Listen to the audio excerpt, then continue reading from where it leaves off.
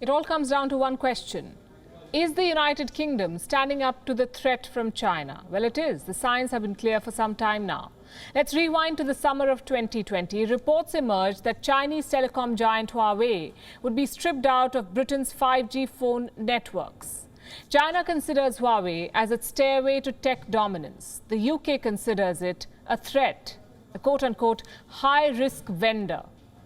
The Huawei ban was formalized in November 2020.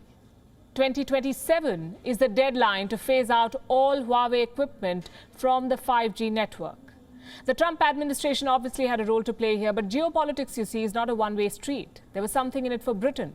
4 months on, we are again back to the question, what does Britain get by taking a stand against China? What encouraged Boris Johnson to say that China, quote-unquote, will pose a challenge for an open society? Think about it. The United Kingdom does not have a border dispute with China. It is neither engaged in a trade war with Beijing, nor does it have territorial disputes with the dragon in the South China Sea. Why then is Britain standing up to China? Perhaps to stay relevant and to secure future business interests. Let me explain. The UK here is killing two birds with one stone. One, by standing up to China, Boris Johnson is showing the world that the UK is a global player even without the umbrella of the European Union. And number two, standing up to China also allows the UK to shift focus to the Indo-Pacific, a region that Britain very rightly described as the geopolitical center of the world.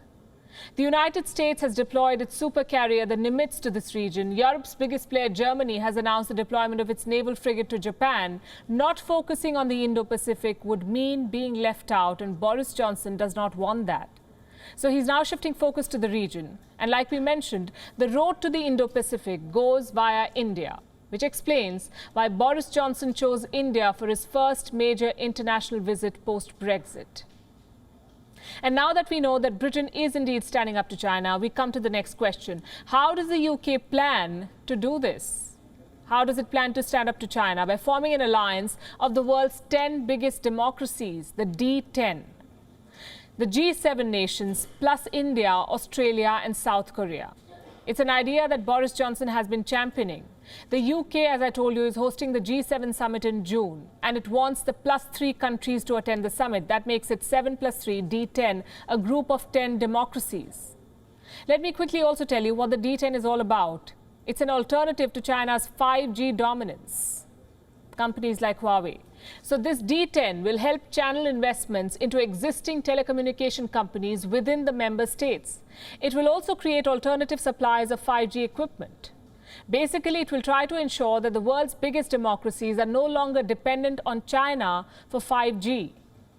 Boris Johnson's office described the D10 as a group of like-minded democracies to advance shared interests and tackle common challenges.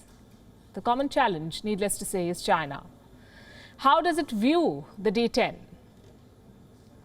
We turn to the Global Times for the answer. We're talking about China. How does it view the D10? The Chinese mouthpiece says the concept of D10 shows deepening internal contradictions and crises of West.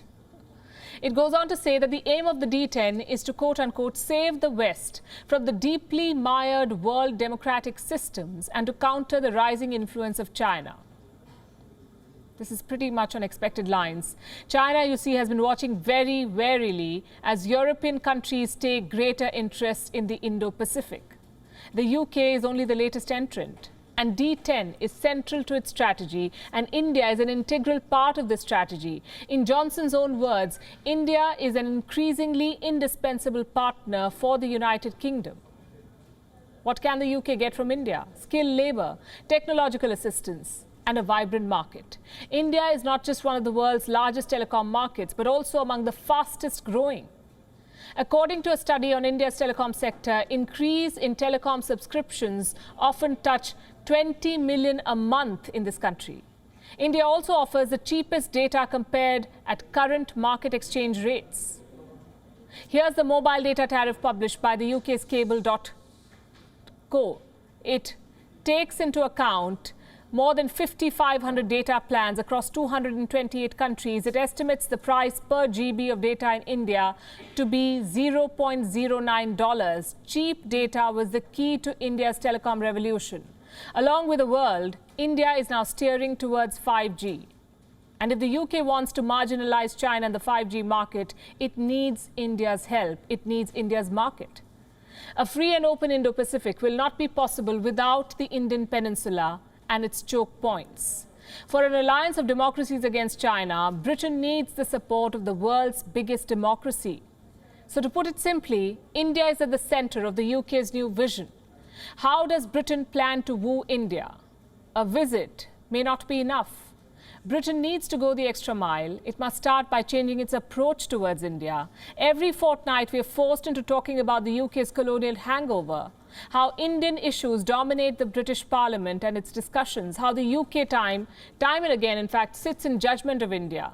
For D10 to be successful, 10D must scrub off the colonial hangover once and for all. It must respect India's sovereignty as much as it endorses India's democracy. It must also respect India's internal matters. The United Kingdom cannot drag Indian issues into its vote bank politics. It cannot politicize Indian farm protests, Indian press freedom. It cannot discriminate against Indian students in the UK, who, by the way, are the third largest international student community in this country, the second largest in the world. As the UK broadens its political and strategic horizon, it must also broaden its mental horizon, create a level playing field, engage with India as an equal, stop racism, and above all, respect boundaries. WION is now available in your country. Download the app now and get all the news on the move.